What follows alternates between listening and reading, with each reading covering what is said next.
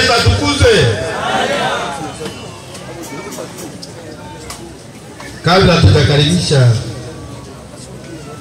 mkutano, kuna maneno mawili ambao yalikuwa katika maisha yetu sisi wanadamu kwa siku ya leo ya Pasaka. Kuna neno la kwanza la kusononeka ya kwamba Mwokozi wetu ameteswa. Hapo watu wanakuwa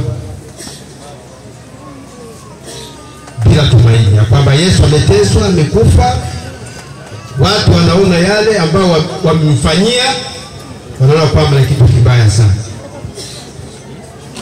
Na neno la pili, katika neno hilo hilo tunaona tena, ijapokuwa ameteswa, ijapokuwa ameuawa, tumepata ukombozi. Bwana Yesu asifiwe. Amen.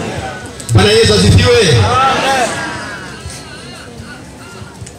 Tunaenda kupokea wale wote ambao tulianza nao tangu tarehe 17 mpaka pale jana tarehe 18. Tunaomba tukaribie tena katika viwanja hivi.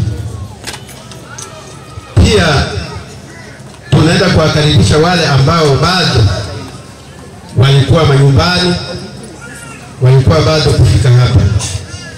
Ni wale wageni wetu wa leo ambao walifika kutoka kwenye section zetu kama vile wenyeji.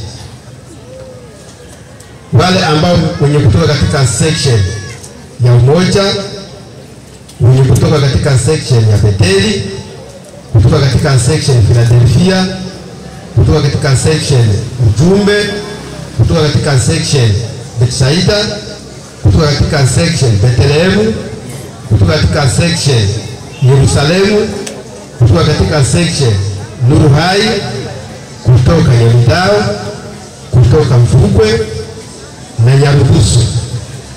Tunasema tena karibuni, ili sisi sote tutangie neno la Bwana. Bwana Yesu asifiwe. Bwana Yesu atukuzwe.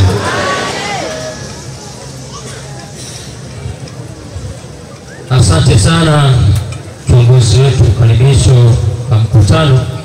Tunaalika waimbaji vile ambao walipata zile karatasi bila kuchelewa. Vyombo vinachukua muda, tunawaomba